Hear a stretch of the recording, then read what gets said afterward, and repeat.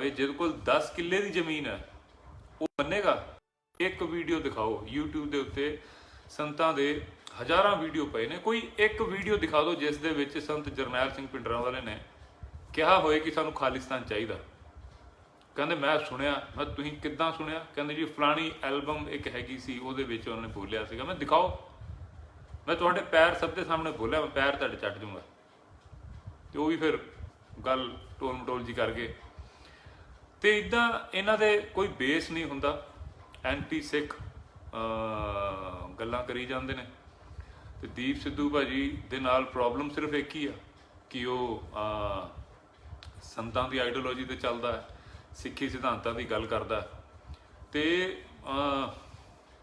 ਸ਼ਾਇਦ ਸੰਤਾਂ ਦੀ ਜਦੋਂ ਗੱਲ ਕਰਦੇ ਆ ਤਾਂ ਬਹੁਤ ਸਾਰੇ ਜਿਹੜੇ ਲੋਕੀ ਹੈਗੇ ਆ ਜਾਂ ਜਿਹੜੀ ਨਵੀਂ ਜਨਰੇਸ਼ਨ ਹੈਗੀ ਆ ਉਹਨੂੰ ਲੱਗਦਾ ਹੈ, ਜਾਂ ਮੀਡੀਆ ਨੇ ਜਿੱਦਾਂ ਭਰਿਆ ਹੋਇਆ ਕਿ ਵੀ ਉਸ ਸਮੇਂ ਜੋ ਇੰਦਰਾ ਸਰਕਾਰ ਨੇ ਦੀ ਮੀਡੀਆ, ਉਸ ਸਮੇਂ ਦੀ ਗੋਦੀ ਮੀਡੀਆ ਸੀ ਨਾ, ਜਿੱਦਾਂ ਹੁਣ ਗੋਦੀ ਮੀਡੀਆ ਹੁਣ ਮੋਦੀ ਸਾਹਿਬ ਚਲਾਉਂਦੇ, ਉਦੋਂ ਇੰਦਰਾ ਗਾਂਧੀ ਚਲਾਉਂਦੀ ਸੀ। ਤੇ ਉਹਨਾਂ ਨੇ ਉਹਨਾਂ ਨੂੰ ਅੱਤਵਾਦੀ ਟਾਈਪ ਜਾਂ ਐਂਟੀ ਹਿੰਦੂ ਦੀ ਉਹ ਦਿੱਤੀ ਹੋਈ ਹੈ, ਇੱਕ ਇਮੇਜ ਦਿੱਤੀ ਹੋਈ ਹੈ।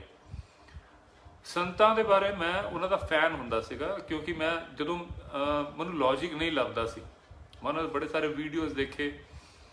ਮੈਨੂੰ ਜਦੋਂ ਇੱਕ ਐਂਟੀ ਹਿੰਦੂ ਟਾਈਪ ਉਹਨਾਂ ਦੀ ਜਿੱਦਾਂ ਇਮੇਜ ਹੈਗੀ ਹੈ, ਤੇ ਮੈਂ ਕਈ ਵਾਰੀ ਟਾਈਪ ਕਰਦਾ ਸੀਗਾ ਸੰਤ ਜਰਨੈਲ ਸਿੰਘ ਐਂਟੀ ਹਿੰਦੂ ਸਪੀਚ। ਕੁਛ ਨਹੀਂ ਆਉਂਦਾ, ਕੋਈ ਹੈ ਹੀ ਨਹੀਂ, ਅਗਰ ਹੁੰਦਾ ਤੇ ਜ਼ਰੂਰ ਪਿਆ ਹੁੰਦਾ। ਬਲਕਿ ਮੈਨੂੰ ਇਹੋ ਜਿਹੇ ਵੀਡੀਓਜ਼ ਬਹੁਤ ਸਾਰੇ ਮਿਲੇ ਜਿੱਥੇ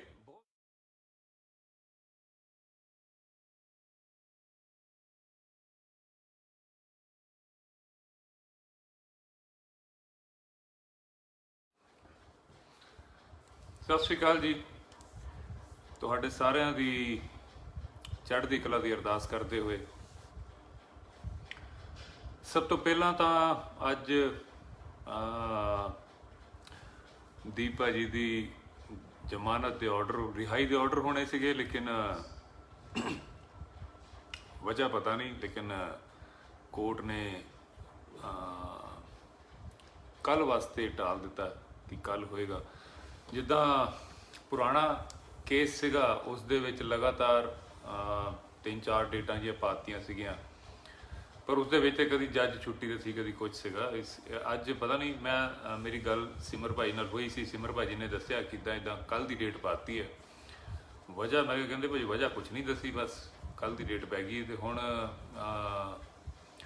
ਪੂਰੀ ਉਮੀਦ ਹੈ ਕਿ ਕੱਲ ਭਾਜੀ ਬਾਹਰ ਆ ਜਾਣੇ ਚਾਹੀਦੇ, ਰਿਹਾਈ ਦੇ ਆਰਡਰ ਹੋ ਜਾਣੇ ਚਾਹੀਦੇ ਆ।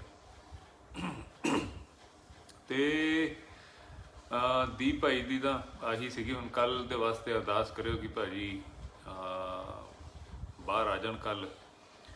ਤੇ ਲਾਸਟ ਲਾਈਵ ਦੇ ਵਿੱਚ ਮੈਂ ਇੱਕ ਗੱਲ ਕਰ ਰਿਹਾ ਸੀਗਾ ਕਿ ਮੇਰੀ ਬੇਟੀ ਮੇਰੇ ਤੋਂ ਪੁੱਛਦੀ ਸੀਗੀ ਕਿ ਕਾਮਰੇਡ ਕੀ ਹੁੰਦੇ ਆ।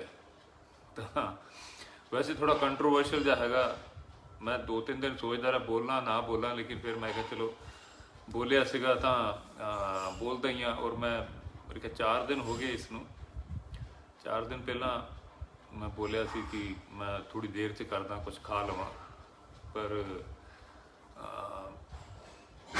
ਪਸੂੜੀਆਂ ਜੀ ਚੱਲੀ ਜਾ ਰਹੀਆਂ ਸੀਗੀਆਂ। ਖੈਰ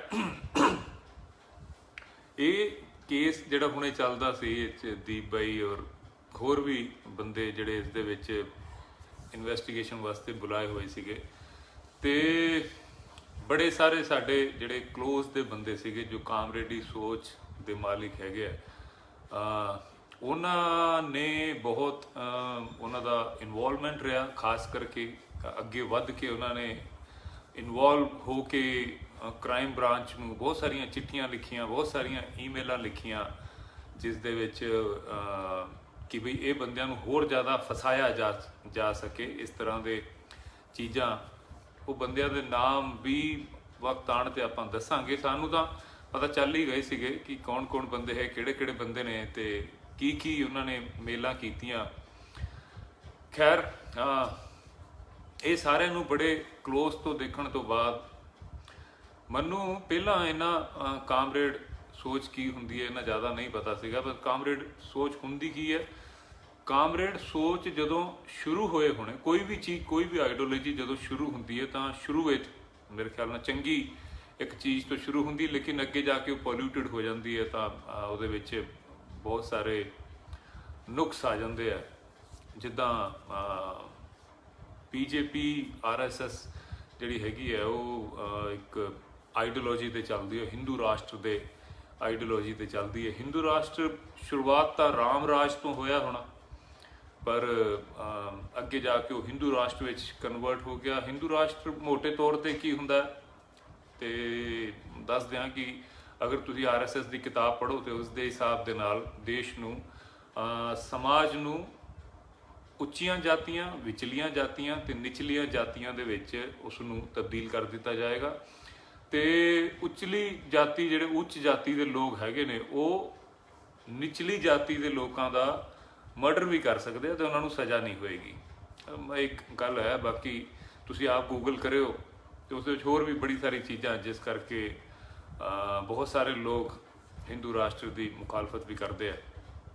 ਸ਼ੁਰੂ ਤਾਂ ਉਹ ਰਾਮ ਰਾਜ ਤੋਂ ਹੋਇਆ ਹੋਣਾ ਕਿ ਬਈ ਐਸਾ ਰਾਜ ਜਿਹਦੇ ਵਿੱਚ ਸਾਰੇ ਬਰਾਬਰ ਹੋਣ, ਜਿਸ ਦਾ ਵਿੱਚ ਮਤਲਬ ਰਾਮ ਦਾ ਹੀ ਰਾਜ ਹੋਵੇ, ਭਗਵਾਨ ਦਾ ਹੀ ਰਾਜ ਹੋਵੇ, ਤੇ ਭਗਵਾਨ ਤਾਂ ਕਾਣੀ ਅੱਖੀ ਨਹੀਂ ਵੇਖੇਗਾ ਨਾ, ਫਿਰ ਉਹ ਸਭ ਨੂੰ ਇੱਕ ਜਿਵੇਂ ਦਾ ਇਨਸਾਫ ਦੇਵੇਗਾ, ਹੱਕ ਦੇਵੇਗਾ। ਤੇ ਰਾਮ ਰਾਜ ਤੋਂ ਸ਼ੁਰੂ ਹੁੰਦਾ, ਹਿੰਦੂ ਰਾਜ ਤੇ ਪਹੁੰਚ ਗਈ ਗੱਲ। ਉਸੇ ਤਰ੍ਹਾਂ ਨਾਲ ਕਾਮਰੇਡ ਸੋਚ ਸ਼ੁਰੂ ਤਾਂ ਕਿਤੋਂ ਮਾਰਕਸਵਾਦ ਤੋਂ ਹੁੰਦੇ ਹੋਏ ਪਤਾ ਨਹੀਂ ਕਿੱਥੋਂ ਸ਼ੁਰੂ ਹੋਈ ਹੋਣੀ ਤੇ ਕਿੱਥੇ ਪਹੁੰਚੀ ਹੋਈ ਹੈ। ਮੋਟੇ ਤੌਰ ਤੇ ਕਾਮਰੇਡ ਜਿਹੜੀ ਸੋਚ ਹੁੰਦੀ ਹੈ ਉਹ ਸਮਾਨਤਾ ਦੀ ਗੱਲ ਕਰਦੀ ਹੈ। ਤੁਸੀਂ ਕਾਮਰੇਡਾਂ ਦੀ ਪੁੱਛੋ ਤਾਂ ਉਹ ਕਹਿੰਦੇ ਸਾਰੇ ਬਰਾਬਰ ਹੋਣੇ ਚਾਹੀਦੇ, ਪਰ ਬਰਾਬਰ ਕਿੱਦਾਂ ਦੇ ਹੋਣੇ ਚਾਹੀਦੇ ਆ? ਐਸੇ ਕਾਮਰੇਡ ਨੂੰ ਪੁੱਛੋ ਜਿਹਦੇ ਕੋਲ ਜ਼ਮੀਨ ਹੀ ਹੈ ਨਹੀਂ ਤੇ ਉਹ ਕਹਿੰਦਾ ਸਭ ਦੀ ਜ਼ਮੀਨਾਂ ਸਾਰੇ ਸਮਾਜ ਦੇ ਵਿੱਚ ਬਰਾਬਰ ਹੋਣੀ ਚਾਹੀਦੀਆਂ। ਤੇ ਜਿਹਦੇ ਕੋਲ 2 ਕਿੱਲੇ ਜ਼ਮੀਨ ਹੈ ਉਹ ਕਹਿੰਦਾ ਜੀ ਲਿਮਿਟ ਹੋਣੀ ਚਾਹੀਦੀ ਹੈ, 2 ਕਿੱਲੇ ਤੋਂ ਵੱਧ ਕਿਸੇ ਕੋਲ ਜ਼ਮੀਨ ਨਹੀਂ ਹੋਣੀ ਚਾਹੀਦੀ। ਤੇ ਮੰਨ ਲਓ ਅਗਰ 2 ਕਿੱਲੇ ਤੋਂ ਵੱਧ ਕਿਸੇ ਦੇ ਕੋਲ ਜ਼ਮੀਨ ਨਾ ਹੋਏ, ਐਸਾ ਲਾਅ ਬਣਾ ਦਿੱਤਾ ਜਾਵੇ ਜਿਹਦੇ ਕੋਲ 10 ਕਿੱਲੇ ਦੀ ਜ਼ਮੀਨ ਹੈ, ਉਹ ਮੰਨੇਗਾ? ਉਹ ਵੀ ਕਾਮਰੇਡ ਹੈ। 10 ਕਿੱਲੇ ਵਾਲਾ ਕਾਮਰੇਡ ਕਹਿੰਦਾ ਨਹੀਂ ਨਹੀਂ, ਇਹ ਗੱਲ ਸਹੀ ਹੈ, ਸਮਾਨਤਾ ਹੋਣੀ ਚਾਹੀਦੀ ਹੈ, ਲੇਕਿਨ ਜਿਹੜੀ ਲਿਮਿਟ ਹੈ ਨਾ, ਜਿਹੜੀ ਕੈਪ ਰੱਖਣੀ ਹੈਗੀ ਹੈ, ਉਹ 10 ਕਿੱਲੇ ਤੇ ਰੱਖਣੀ ਹੈ। ਜ਼ਮੀਨਾਂ ਤਾਂ ਸਾਡੇ ਕਿਸਾਨ ਆਗੂਆਂ ਦੇ ਕੋਲ, ਜਿਹੜੇ ਕਾਮਰੇਡ ਸੋਚਦੇ ਹੈਗੇ ਆ, ਉਹਨਾਂ ਕੋਲ 250-250 ਏਕੜ ਵੀ ਜ਼ਮੀਨਾਂ ਹੈਗੀਆਂ। ਤੇ ਜਿਹੜੀ ਇੱਕ ਸਭ ਨੂੰ ਸਮਾਨਤਾ ਹੋਣੀ ਚਾਹੀਦੀ ਹੈ, ਮੈਨੂੰ ਨਹੀਂ ਲੱਗਦਾ ਕਿ ਉਹ ਰੈਡੀ ਹੋਣਗੇ ਇਸ ਚੀਜ਼ ਦੇ ਲਈ ਕਿ ਸਮਾਨਤਾ ਹੋਵੇ। ਜਿਹੜੀ ਕਾਮਰੇਡ ਦੀ ਸੋਚ ਹੋਣੀ ਜਿੱਥੋਂ ਸ਼ੁਰੂ ਹੋਈ ਸੀ ਉੱਥੋਂ ਉਹ ਭਟਕ ਕੇ ਹੁਣ ਤਾਂ ਬਸ ਨੈਗੇਟਿਵ ਗੱਲਾਂ ਤੇ ਹੀ ਹੈ, ਉਹ ਨੈਗੇਟਿਵ ਗੱਲਾਂ ਜ਼ਿਆਦਾ ਕਰਦੇ ਆ। ਔਰ ਸਿੱਖ ਧਰਮ ਦੇ ਖਿਲਾਫ ਪਤਾ ਨਹੀਂ ਕਿਉਂ ਹੁੰਦੇ ਆ। ਤੇ ਅਗਰ ਤੁਸੀਂ ਦੀਪ ਸਿੱਧੂ ਭਾਜੀ ਦਾ ਵੀ ਦੇਖੋ ਤਾਂ ਬਾਕੀ ਦੇ ਲੋਕ ਜਿਹੜੇ ਨੇ ਵਿਰੋਧ ਕਰਦੇ ਆ, ਜਿਹੜੇ ਜ਼ਿਆਦਾ ਕਾਮਰੇਡਾਂ ਨਾਲ ਜ਼ਿਆਦਾ ਪੰਗਾ ਦੱਸਿਆ ਜਾਂਦਾ। ਤੇ ਦੀਪ ਭਾਈ ਦੇ ਨਾਲ ਕੋਈ ਜ਼ਮੀਨ ਦਾ ਰੌਲਾ ਥੋੜੀ ਹੈ, ਕੋਈ ਪਲਾਟ ਦਾ ਰੌਲਾ ਥੋੜੀ ਹੈ, ਕੋਈ ਵੱਟ ਦਾ ਰੌਲਾ ਥੋੜੀ ਹੈ। ਉਹਦੇ ਨਾਲ ਰੌਲਾ ਤਾਂ ਸਿਰਫ ਇਹੀ ਹੈ ਕਿ ਦੀਪ ਸਿੱਧੂ ਭਾਈ ਸਿੱਖੀ ਸਿਧਾਂਤਾਂ ਤੇ ਚੱਲਦਾ। ਕਾਮਰੇਡਾਂ ਨੂੰ ਉਹੀ ਪਸੰਦ ਨਹੀਂ ਹੈ। ਕਾਮਰੇਡਾਂ ਦੇ ਨਜ਼ਦੀਕ ਰਹੋ ਨਾ ਤੇ ਉਹ ਤੁਹਾਨੂੰ ਐਂਟੀ ਸਿੱਖ ਬਣਾਉਣਗੇ ਹੌਲੀ ਹੌਲੀ ਹੌਲੀ ਹੌਲੀ। ਆਪ ਭਾਵੇਂ ਪੱਗਾਂ ਬੰਨੀਆਂ ਹੁੰਦੀਆਂ। ਮੇਰੇ ਘਰ 26 ਜਨਵਰੀ ਤੋਂ ਪਹਿਲਾਂ ਇੱਕ ਪੰਜਾਬ ਦੇ ਇੱਦਾਂ ਦੇ ਕਾਮਰੇਡ ਨੇ, ਬੰਨ੍ਹਦੇ ਪੱਗ ਨੇ, ਕਹਿਣ ਨੂੰ ਫਿਲਮਾਂ ਲਿਖਦੇ ਨੇ, ਔਰ ਅਸਲ ਦੇ ਵਿੱਚ ਉਹ BJP ਦੇ ਲਈ ਪੰਜਾਬੀ ਦੇ ਲੇਖ ਲਿਖਦੇ ਆ, ਨਾਮ ਕਿਸੇ ਹੋਰ ਦਾ ਪੈਂਦਾ। ਉਹ ਅਕਾਲੀ ਦਲ ਦੇ ਲਈ ਲੇਖ ਲਿਖਦੇ ਆ, ਔਰ ਸਾਹਮਣੇ ਉਹ ਅਕਾਲੀ ਦਲ ਨੂੰ, BJP ਨੂੰ ਗਾਲਾਂ ਕੱਢਦੇ ਆ। ਹੈਗੇ ਉਹ ਕਾਮਰੇਡ। ਤੇ ਕੋਈ ਸਾਡਾ ਦੋਸਤ ਹੈਗਾ, ਉਹ ਉਹਨਾਂ ਨੂੰ ਲੈ ਕੇ ਮੇਰੇ ਘਰ ਆਇਆ। ਮੈਂ ਉਹਨਾਂ ਨੂੰ ਪੁੱਛਿਆ, ਮੈਂ ਕਿਹਾ ਭਾਜੀ ਉਹ ਦੀਪ ਸਿੱਧੂ ਭਾਈ ਦੇ ਖਿਲਾਫ ਬਹੁਤ ਬੋਲਦੇ, ਮੈਂ ਭਾਈ ਤੁਹਾਨੂੰ ਤਕਲੀਫ ਕੀ ਹੈ, ਕਿਉਂ ਤੁਸੀਂ ਉਸ ਦੇ ਬਾਰੇ ਗਲਤ ਬੋਲਦੇ ਹੋ? ਕਹਿੰਦੇ ਉਹ ਖਾਲਿਸਤਾਨ ਦੀ ਗੱਲ ਕਰਦਾ। ਮੈਂ ਕਿਹਾ ਖਾਲਿਸਤਾਨ ਦੀ ਗੱਲ ਕਰਨ ਨਾਲ ਕੀ ਹੋ ਗਿਆ? ਤੇ ਕਹਿੰਦੇ ਖਾਲਿਸਤਾਨ ਦੀ ਡਿਮਾਂਡ ਕਰਦਾ। ਮੈਂ ਉਹਨੂੰ ਸਭ ਦੇ ਸਾਹਮਣੇ ਬੋਲਿਆ, ਮੈਂ ਕਿਹਾ ਜੀ ਤੁਹਾਡੇ ਪੈਰ ਆ ਨਾ, ਇਹ ਤੁਹਾਡੇ ਮੈਂ ਸ਼ੂਜ਼ ਦਾ ਨਿਚਲਾ ਹਿੱਸਾ ਮੈਂ ਆਪਣੀ ਜੀਭ ਨਾਲ ਚੱਟ ਜਾਵਾਂਗਾ। ਇੱਕ ਜਗ੍ਹਾ ਤੇ ਦਿਖਾਓ, ਕੋਈ ਵੀਡੀਓ ਦਿਖਾਓ ਜਿੱਥੇ ਦੀਪ ਸਿੱਧੂ ਨੇ ਬੋਲਿਆ ਹੋਵੇ ਕਿ ਸਾਨੂੰ ਖਾਲਿਸਤਾਨ ਚਾਹੀਦਾ। ਕਹਿੰਦੇ ਫਿਰ ਗੱਲ ਟੋਲ ਜੀ ਕਰਕੇ ਕਹਿੰਦੇ ਉਹ ਪਿੰਡਰਾਂ ਵਾਲੇ ਦੀ ਗੱਲ ਕਰਦਾ। ਤੇ ਮੈਂ ਚਲੋ ਪਿੰਡਰਾਂ ਵਾਲੇ ਨਾਲ ਤੁਹਾਨੂੰ ਕੀ ਤਕਲੀਫ ਆ? ਕਹਿੰਦੇ ਉਹ ਵੀ ਖਾਲਿਸਤਾਨ ਦੀ ਗੱਲ ਕਰਦਾ ਸੀ। ਤੇ ਮੈਂ ਚਲੋ ਤੁਹਾਨੂੰ ਮੈਂ ਫਿਰ ਮੇਰੀ ਆਫਰ ਉਹੀ ਹੈ, ਮੈਂ ਤੁਹਾਡੇ ਤਲਵੇ ਫਿਰ ਆਪਣੀ ਜ਼ੁਬਾਨ ਨਾਲ ਚੜ ਜਾਊਂਗਾ। ਇੱਕ ਵੀਡੀਓ ਦਿਖਾਓ YouTube ਦੇ ਉੱਤੇ, ਸੰਤਾਂ ਦੇ ਹਜ਼ਾਰਾਂ ਵੀਡੀਓ ਪਏ ਨੇ, ਕੋਈ ਇੱਕ ਵੀਡੀਓ ਦਿਖਾ ਦਿਓ ਜਿਸ ਦੇ ਵਿੱਚ ਸੰਤ ਜਰਨੈਲ ਸਿੰਘ ਭਿੰਡਰਾਂਵਾਲੇ ਨੇ ਕਿਹਾ ਹੋਏ ਕਿ ਸਾਨੂੰ ਖਾਲਿਸਤਾਨ ਚਾਹੀਦਾ। ਕਹਿੰਦੇ ਮੈਂ ਸੁਣਿਆ। ਮੈਂ ਤੁਸੀਂ ਕਿੱਦਾਂ ਸੁਣਿਆ? ਕਹਿੰਦੇ ਜੀ ਫਲਾਣੀ ਐਲਬਮ ਇੱਕ ਹੈਗੀ ਸੀ, ਉਹਦੇ ਵਿੱਚ ਉਹਨਾਂ ਨੇ ਬੋਲਿਆ ਸੀਗਾ। ਮੈਂ ਦਿਖਾਓ। ਮੈਂ ਤੁਹਾਡੇ ਪੈਰ ਸਭ ਦੇ ਸਾਹਮਣੇ ਬੋਲਿਆ, ਮੈਂ ਪੈਰ ਤੁਹਾਡੇ ਚੱਟ ਜੂੰਗਾ। ਤੇ ਉਹ ਵੀ ਫਿਰ ਗੱਲ ਟੋਲ ਮਟੋਲ ਜੀ ਕਰ ਗਏ। ਤੇ ਇੱਦਾਂ ਇਹਨਾਂ ਦੇ ਕੋਈ ਬੇਸ ਨਹੀਂ ਹੁੰਦਾ, ਐਂਟੀ ਸਿੱਖ ਗੱਲਾਂ ਕਰੀ ਜਾਂਦੇ ਨੇ। ਤੇ ਦੀਪ ਸਿੱਧੂ ਭਾਜੀ ਦੇ ਨਾਲ ਪ੍ਰੋਬਲਮ ਸਿਰਫ ਇੱਕ ਹੀ ਆ ਕਿ ਉਹ ਸੰਤਾਂ ਦੀ ਆਈਡੀਓਲੋਜੀ ਤੇ ਚੱਲਦਾ ਹੈ, ਸਿੱਖੀ ਸਿਧਾਂਤਾਂ ਦੀ ਗੱਲ ਕਰਦਾ। ਤੇ ਸ਼ਾਇਦ ਸੰਤਾਂ ਦੀ ਜਦੋਂ ਗੱਲ ਕਰਦੇ ਆ ਤਾਂ ਬਹੁਤ ਸਾਰੇ ਜਿਹੜੇ ਲੋਕੀ ਹੈਗੇ ਆ ਜਾਂ ਜਿਹੜੀ ਨਵੀਂ ਜਨਰੇਸ਼ਨ ਹੈਗੀ ਆ ਉਹਨੂੰ ਲੱਗਦਾ ਹੈ ਜਾਂ ਮੀਡੀਆ ਨੇ ਜਿੱਦਾਂ ਭਰਿਆ ਹੋਇਆ ਕਿ ਵੀ ਉਸ ਸਮੇਂ ਜੋ ਇੰਦਰਾ ਸਰਕਾਰ ਨੇ ਦੀ ਮੀਡੀਆ, ਉਸ ਸਮੇਂ ਦੀ ਗੋਦੀ ਮੀਡੀਆ ਸੀ ਨਾ, ਜਿੱਦਾਂ ਹੁਣ ਗੋਦੀ ਮੀਡੀਆ ਹੁਣ ਮੋਦੀ ਸਾਹਿਬ ਚਲਾਉਂਦੇ, ਉਦੋਂ ਇੰਦਰਾ ਗਾਂਧੀ ਚਲਾਉਂਦੀ ਸੀ। ਤੇ ਉਹਨਾਂ ਨੇ ਉਹਨਾਂ ਨੂੰ ਅੱਤਵਾਦੀ ਟਾਈਪ ਜਾਂ ਐਂਟੀ ਹਿੰਦੂ ਦੀ ਉਹ ਦਿੱਤੀ ਹੋਈ ਹੈ, ਇੱਕ ਇਮੇਜ ਦਿੱਤੀ ਹੋਈ ਹੈ। ਸੰਤਾਂ ਦੇ ਬਾਰੇ ਮੈਂ ਉਹਨਾਂ ਦਾ ਫੈਨ ਹੁੰਦਾ ਸੀਗਾ ਕਿਉਂਕਿ ਮੈਂ ਜਦੋਂ ਮੈਨੂੰ ਲੌਜਿਕ ਨਹੀਂ ਲੱਭਦਾ ਸੀ, ਮੈਂ ਉਹਨਾਂ ਦੇ ਬੜੇ ਸਾਰੇ ਵੀਡੀਓਜ਼ ਦੇਖੇ। ਮੈਨੂੰ ਜਦੋਂ ਇੱਕ ਐਂਟੀ ਹਿੰਦੂ ਟਾਈਪ ਉਹਨਾਂ ਦੀ ਜਿੱਦਾਂ ਇਮੇਜ ਹੈਗੀ ਹੈ, ਤੇ ਮੈਂ ਕਈ ਵਾਰੀ ਟਾਈਪ ਕਰਦਾ ਸੀਗਾ ਸੰਤ ਜਰਨੈਲ ਸਿੰਘ ਐਂਟੀ ਹਿੰਦੂ ਸਪੀਚ। ਕੁਛ ਨਹੀਂ ਆਉਂਦਾ, ਕੋਈ ਹੈ ਹੀ ਨਹੀਂ, ਅਗਰ ਹੁੰਦਾ ਤੇ ਜ਼ਰੂਰ ਪਿਆ ਹੁੰਦਾ। ਬਲਕਿ ਮੈਨੂੰ ਇਹੋ ਜਿਹੇ ਵੀਡੀਓਜ਼ ਬਹੁਤ ਸਾਰੇ ਮਿਲੇ ਜਿੱਥੇ ਬਹੁਤ ਸਾਰੇ ਹਿੰਦੂ ਭਰਾ ਉਹਨਾਂ ਦੀ ਤਾਰੀਫ ਕਰਦੇ ਪਏ ਆ। ਅੰਮ੍ਰਿਤਸਰ ਦੇ ਵਿੱਚ ਜਿਹੜੀ ਦਰਬਾਰ ਸਾਹਿਬ ਵਾਲੀ ਉਹ ਮੇਨ ਰੋਡ ਹੈਗੀ ਆ, ਉੱਤੇ ਕਈ ਹਿੰਦੂ ਭਰਾਵਾਂ ਦੀ ਦੁਕਾਨਾਂ ਉੱਤੇ ਸੰਤਾਂ ਦੀ ਫੋਟੋ ਲੱਗੀ ਹੋਈ ਆ। ਆ ਤੁਸੀਂ YouTube ਤੇ ਵੀ ਦੇਖ ਸਕਦੇ ਹੋ, ਤੁਸੀਂ ਇੱਦਾਂ ਦਾ ਸਰਚ ਪਾਣਾ ਤੁਹਾਨੂੰ ਮਿਲ ਜਾਏਗੇ। ਫਿਰ ਕਈ ਵੀਡੀਓ ਐਸੇ ਵੀ ਹੈਗੇ ਜਿੱਥੇ ਹਿੰਦੂ ਕੁੜੀਆਂ ਵਾਸਤੇ ਉਹਨਾਂ ਨੇ ਸਟੈਂਡ ਲਿਆ, ਹਿੰਦੂ ਕੁੜੀਆਂ ਨੂੰ ਆਪਣੀ ਧੀ ਬਣਾਇਆ। ਦੂਜਾ ਉਹਨਾਂ ਦੀ ਇੱਕ ਗੱਲ ਬੜੀ ਮਸ਼ਹੂਰ ਸੀਗੀ, ਜਿਹੜੀ ਕੁਛ ਵੀ ਹੁੰਦਾ ਕੁੜੀਆਂ ਦੇ ਖਿਲਾਫ ਤਾਂ ਕਈ ਵਾਰੀ ਉਹ ਗੱਲ ਉੱਭਰ ਕੇ ਆ ਜਾਂਦੀ ਹੁੰਦੀ ਹੈ। ਉਹਨਾਂ ਨੇ ਕਿਹਾ ਸੀ ਕਿ ਕੁੜੀ ਭਾਵੇਂ ਹਿੰਦੂ ਦੀ ਹੋਵੇ, ਭਾਵੇਂ ਸਿੱਖ ਦੀ ਹੋਵੇ, ਭਾਵੇਂ ਮੁਸਲਮਾਨ ਦੀ ਹੋਵੇ, ਅਗਰ ਕੋਈ ਉਸ ਦੇ ਨਾਲ ਗਲਤ ਕਰਦਾ ਤੇ ਉਹਨੂੰ ਗੱਡੀ ਚਾੜ ਕੇ ਮੇਰੇ ਕੋਲ ਆ ਜਾਇਓ, ਮੈਂ ਆਪੇ ਸਾਂਭ ਲੂੰ। ਪਰ ਕਿਆ ਗੱਲ ਸੀ? ਉਹਨਾਂ ਨੇ ਇਹ ਨਹੀਂ ਕਿਹਾ ਕਿ ਜੇ ਕੁੜੀ ਸਿੱਖ ਦੀ ਹੋਈ ਤੇ ਹਿੰਦੂ ਦੀ ਹੋਈ ਤੇ ਫਿਰ ਰਹਿਣ ਦੇਣਾ, ਜਾਂ ਮੁਸਲਮਾਨ ਦੀ ਹੋਈ ਤੇ ਫਿਰ ਰਹਿਣ ਦੇਣਾ।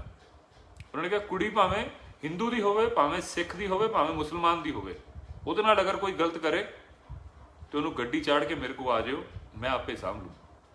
ਇਹ ਕੋਈ ਮਰਦ ਹੀ ਬੋਲ ਸਕਦਾ। ਏਡੀ ਖੂਬਸੂਰਤ ਗੱਲ ਸੀ, ਕਿਸੇ ਤਰ੍ਹਾਂ ਦਾ ਵਿਤਕਰਾ ਨਹੀਂ ਰੱਖਿਆ।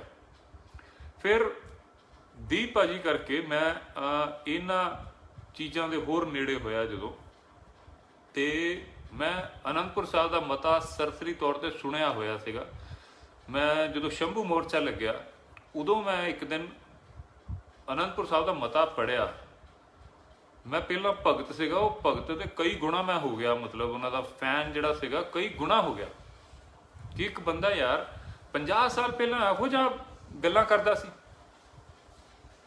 ਉਸ ਮਤੇ ਵਿੱਚ ਇੱਕ ਗੱਲ ਹੈਗੀ ਹੈ, ਕਿਉਂਕਿ ਉਸ ਸਮੇਂ ਪੰਜਾਬ ਦੇ ਵਿੱਚ ਬਹੁਤ ਤਸ਼ੱਦਦ ਵੀ ਹੁੰਦੀ ਸੀਗੀ ਔਰ ਬਹੁਤ ਗਲਤ ਵੀ ਇਸ ਚੀਜ਼ ਦਾ ਨਜਾਇਜ਼ ਫਾਇਦਾ ਚੁੱਕਿਆ ਜਾਂਦਾ ਸੀਗਾ। ਤੇ ਉਹਨਾਂ ਨੇ ਉਸ ਮਤੇ ਵਿੱਚ ਇਹ ਨਹੀਂ ਲਿਖਿਆ ਕਿ ਸਿੱਖ ਕੁੜੀ ਲਿਖਿਆ, ਕਿਸੇ ਦੀ ਵੀ ਕੁੜੀ ਹੋਵੇ ਉਹ ਕਦੀ ਵੀ ਥਾਣੇ ਨਹੀਂ ਬੁਲਾਈ ਜਾ ਸਕਦੀ। ਹਾਂ, ਕੋਰਟ ਦੇ ਵਿੱਚ ਹੋ ਸਕਦਾ, ਲੇਕਿਨ ਥਾਣੇ ਨਾ ਬੁਲਾਈ ਜਾਵੇ। ਸਾਡੇ ਸਮਾਜ ਦੇ ਵਿੱਚ, ਸਾਡੇ ਸਿਸਟਮ ਦੇ ਵਿੱਚ ਇਹ ਇੰਨੀ ਪਿਆਰੀ ਗੱਲ ਸੀਗੀ, ਇੰਨੀ ਵਧੀਆ ਗੱਲ ਸੀਗੀ, ਅੱਜ ਵੀ ਹੋਣੀ ਚਾਹੀਦੀ। ਲੇਕਿਨ ਉਹ ਬੰਦਾ 50 ਸਾਲ ਪਹਿਲਾਂ ਬੋਲ ਗਿਆ, ਇਸ ਤੇ ਲੜਦਾ ਰਿਹਾ। ਉਸ ਮਤੇ ਉੱਤੇ ਜਿਹੜੀਆਂ ਚੀਜ਼ਾਂ ਸੀਗੀਆਂ ਕਮਾਲ ਦੀਆਂ ਚੀਜ਼ਾਂ ਸੀ। ਮੈਂ ਤਾਂ ਹੁਣੇ ਮੈਂ ਗੱਲ ਕਰਦਾ ਸੀਗਾ ਕਿ ਬੀਜੇਪੀ ਇੱਕ ਆਈਡੀਓਲੋਜੀ ਤੇ ਚੱਲਦੀ ਹੈ, ਤੇ ਜੋ ਸੰਤਾਂ ਦੀ ਆਈਡੀਓਲੋਜੀ ਸੀਗੀ ਜਿਹਦੇ ਤੇ ਦੀਪ ਬਾਈ ਵੀ ਚੱਲਦੇ ਆ, ਉਹਦੇ ਕਰਕੇ ਮੇਰੇ ਵਰਗੇ ਹੋਰ ਕਈ ਲੱਖਾਂ ਕਰੋੜਾਂ ਲੋਕ ਹੋਰ ਐਕਟਿਵ ਹੋ ਗਏ ਹੁਣੇ। ਤੇ ਜਿੱਦਾਂ ਸੰਤਾਂ ਦੀ ਮੈਂ ਗੱਲ ਕਰਦਾ ਸੀਗਾ ਤੇ ਉਹਨਾਂ ਨੂੰ ਐਂਟੀ ਹਿੰਦੂ ਇਮੇਜ ਮੀਡੀਆ ਨੇ ਬਣਾਈ ਹੋਈ ਸੀਗੀ। ਤੇ ਹੁਣੇ ਮੈਂ ਜਿੱਦਾਂ ਦੱਸਿਆ ਵੀ ਕਿ ਉਹ ਬਿਲਕੁਲ ਵੀ ਉਸ ਬੰਦੇ ਦੇ ਵਿੱਚ ਵਿਤਕਰਾ ਹੀ ਨਹੀਂ ਸੀਗਾ। ਮੈਂ 3-4 ਵੀਡੀਓ ਪਹਿਲਾਂ ਲਾਈਵ ਪਹਿਲਾਂ ਵੀ ਇੱਕ ਦਿਨ ਇਹ ਵੀ ਬੋਲਿਆ ਸੀਗਾ ਕਿ ਜੇ ਕਦੀ ਇਹ ਹੋ ਨਹੀਂ ਸਕਦਾ ਕਿ ਦੀਪ ਬਾਈ ਕਿਸੇ ਦੇ ਖਿਲਾਫ, ਕਿਸੇ ਧਰਮ ਦੇ ਖਿਲਾਫ ਗੱਲ ਬੋਲੇ, ਇਹ ਸਿੱਖੀਜ਼ਮ ਦੇ ਖਿਲਾਫ ਗੱਲ ਹੋਏਗੀ। ਕਦੀ ਉਹ ਬੰਦਾ ਸਿੱਖ ਨਹੀਂ ਹੋ ਸਕਦਾ ਮੇਰੇ ਹਿਸਾਬ ਨਾਲ ਜਿਹੜਾ ਕਿਸੇ ਹੋਰ ਧਰਮ ਦੇ ਖਿਲਾਫ ਗੱਲ ਬੋਲੇ। ਦੀਪ ਬਾਈ ਇਹ ਗੱਲ ਕਰ ਹੀ ਨਹੀਂ ਸਕਦਾ। ਮੈਂ ਆਪਣੀ ਗੱਲ ਕੀਤੀ ਸੀਗੀ ਕਿ ਮੇਰੇ ਮੂੰਹੋਂ ਕਦੀ ਅਗਰ ਕਿਸੇ ਧਰਮ ਦੇ ਬਾਰੇ ਨੈਗੇਟਿਵ ਜਾਂ ਗਲਤ ਗੱਲ ਨਿਕਲੇ, ਮੇਰੀ ਧੌਣ ਲਾ ਦਿਓ। ਤੇ ਇਹ ਆਈਡੀਓਲੋਜੀ ਦੇ ਉੱਤੇ ਅਸੀਂ ਚੱਲਦੇ ਪਏ ਹਾਂ। ਉਸ ਦੇ ਲਈ ਹਾਲੇ ਬਹੁਤ ਕੁਛ ਹਾਲੇ ਕਰਨਾ। ਤੇ ਕਿੰਨੀ ਦੇਰ ਦਾ ਹੋ ਗਿਆ? ਮੈਨੂੰ ਉਦੋਂ ਕੇ ਭਾਜੀ ਨੇ ਦੱਸਿਆ ਸੀਗਾ ਕਿ ਵੀਡੀਓ ਜ਼ਿਆਦਾ ਲੰਬੇ ਨਾ ਰੱਖਿਆ ਕਰ, ਕਿ ਛੋਟੇ ਵੀਡੀਓ ਰੱਖਿਆ ਕਰ। ਜ਼ਿਆਦਾ ਵੀਡੀਓ ਫਿਰ ਇੱਕ ਤਾਂ ਲੋਕਾਂ ਨੇ ਹੋਰ ਕੰਮ ਵੀ ਕਰਨਾ ਹੁੰਦਾ ਤੇ ਫਰਕ ਜਲਦੀ ਹੋ ਜਾ ਕਰਨ। ਤੇ ਕਾਮਰੇਡਾਂ ਦਾ ਇਹੀ ਸੀਗਾ ਕਿ ਜ਼ਿਆਦਾ ਉਹਨਾਂ ਨੂੰ ਇਹ ਕਾਮਰੇਡ ਉਹੀ ਵਾਲੇ ਕਾਮਰੇਡ ਜਿਹੜੇ ਪਹਿਲਾਂ ਜਿਨ੍ਹਾਂ ਦਾ ਮੈਂ ਜ਼ਿਕਰ ਕੀਤਾ, ਇੱਕ ਉਹ ਸਿੱਖ ਧਰਮ ਦੇ ਖਿਲਾਫ ਬੜਾ ਬੋਲਦੇ। ਮੈਂ ਭਾਈ ਤੁਸੀਂ ਇੱਦਾਂ ਸਿੱਖ ਧਰਮ ਦੇ ਖਿਲਾਫ ਬੜਾ ਬੋਲ, ਕਹਿੰਦਾ ਮੈਂ ਨਾਸਤਿਕ ਹਾਂ। ਮੈਂ ਚਲੋ ਵੀ ਠੀਕ ਆ, ਉਹਨਾਂ ਦੀ ਮਰਜ਼ੀ, ਨਾਸਤਿਕ ਆ। ਤੇ ਇੱਕ ਦਿਨ ਮੈਂ ਉਹਨਾਂ ਦੇ ਘਰ ਗਿਆ ਤੇ ਉਹਨਾਂ ਦੇ ਘਰ ਕਹਿੰਦੇ ਮੈਂ ਆਇਆ ਜਰਾ। ਉਸ ਦਿਨ ਉਹ ਸੀਗਾ ਕਰਵਾ ਚੌਥ ਦਾ ਵਰਤ। ਮੈਂ ਕਿੱਥੇ ਚੱਲੇ ਹੋ? ਕਹਿੰਦੇ ਜਰਾ ਵੋਟੀ ਨੇ ਵਰਤ ਤੋੜਨਾ। ਮੈਂ ਕਿਹਾ ਯਾਰ ਨਾਸਤਿਕ ਤੁਸੀਂ ਸਿਰਫ ਸਿੱਖੀ ਵਾਸਤੇ ਹੋ? ਬੰਦੇ ਪੱਗ ਹੈ, ਗਾਲਾਂ ਜਾਂ ਨੈਗੇਟਿਵ ਗੱਲਾਂ ਸਿੱਖੀ ਵਾਸਤੇ ਬੋਲਦੇ ਆ। ਵੋਟੀ ਨੇ ਵਰਤ ਕਰਵਾ ਚੌਥ ਦਾ ਰੱਖਿਆ ਹੋਇਆ। ਇਹੋ ਜਿਹੇ ਗੱਲਾਂ ਸਮਝ ਨਹੀਂ ਆਉਂਦੀਆਂ, ਬਾਹਰ ਹੁੰਦੀਆਂ, ਸਮਝ ਤੋਂ ਥੋੜ੍ਹੀਆਂ ਜਿਹੀਆਂ। ਤੇ ਮੇਰੇ ਖਿਆਲ ਜ਼ਿਆਦਾ ਵਕਤ ਮੈਂ ਨਹੀਂ ਲੈਂਦਾ ਤੇ ਐਵੇਂ ਕਿਤੇ ਗੱਲ ਕਰਦੇ ਕਰਦੇ ਮੂੰਹੋਂ ਕੁਛ ਕਾਮਰੇਡਾਂ ਦੇ ਜ਼ਿਆਦਾ ਹੀ ਨਾ ਕੁਛ ਨਿਕਲ ਜਾਵੇ। ਮੈਂ ਕਿਹਾ ਗੱਲ ਅੱਜ ਇੱਥੇ ਹੀ ਖਤਮ ਕਰਦੇ ਹਾਂ। ਦੁਬਾਰਾ ਫਿਰ ਕਿਸੇ ਦਿਨ ਕਾਮਰੇਡਾਂ ਦਾ ਟੌਪਿਕ ਛੇੜਾਂਗੇ। ਸਤਿ ਸ਼੍ਰੀ ਅਕਾਲ ਜੀ। ਸਤਿ ਸ਼੍ਰੀ ਅਕਾਲ ਜੀ। ਤੁਹਾਡੇ ਸਾਰਿਆਂ ਦੀ ਚੜ੍ਹਦੀ ਕਲਾ ਦੀ ਅਰਦਾਸ ਕਰਦੇ ਹੋਏ ਸਭ ਤੋਂ ਪਹਿਲਾਂ ਤਾਂ ਅੱਜ ਦੀਪ ਭਾਜੀ ਦੀ ਜ਼ਮਾਨਤ ਦੇ ਆਰਡਰ, ਰਿਹਾਈ ਦੇ ਆਰਡਰ ਹੋਣੇ ਸੀਗੇ, ਲੇਕਿਨ ਵਜ੍ਹਾ ਪਤਾ ਨਹੀਂ। ਲੇਕਿਨ ਕੋਰਟ ਨੇ ਕੱਲ੍ਹ ਵਾਸਤੇ ਟਾਲ ਦਿੱਤਾ ਕਿ ਕੱਲ੍ਹ ਹੋਏਗਾ। ਜਿੱਦਾਂ ਪੁਰਾਣਾ ਕੇਸ ਸੀਗਾ ਉਸ ਦੇ ਵਿੱਚ ਲਗਾਤਾਰ 3-4 ਡੇਟਾਂ ਜਿਹੀਆਂ ਪਾਤੀਆਂ ਸੀਗੀਆਂ, ਪਰ ਉਸ ਦੇ ਵਿੱਚ ਕਦੀ ਜੱਜ ਛੁੱਟੀ ਤੇ ਸੀ, ਕਦੀ ਕੁਝ ਸੀਗਾ।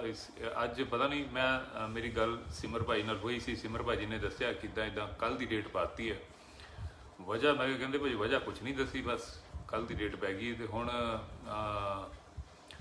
ਪੂਰੀ ਉਮੀਦ ਹੈ ਕਿ ਕੱਲ੍ਹ ਭਾਜੀ ਬਾਹਰ ਆ ਜਾਣੇ ਚਾਹੀਦੇ, ਰਿਹਾਈ ਦੇ ਆਰਡਰ ਹੋ ਜਾਣੇ ਚਾਹੀਦੇ ਆ। ਤੇ ਦੀਪ ਭਾਈ ਦੀ ਤਾਂ ਆਹੀ ਸੀਗੀ। ਹੁਣ ਕੱਲ੍ਹ ਦੇ ਵਾਸਤੇ ਅਰਦਾਸ ਕਰਿਓ ਕਿ ਭਾਜੀ ਬਾਹਰ ਆ ਜਾਣ ਕੱਲ੍ਹ।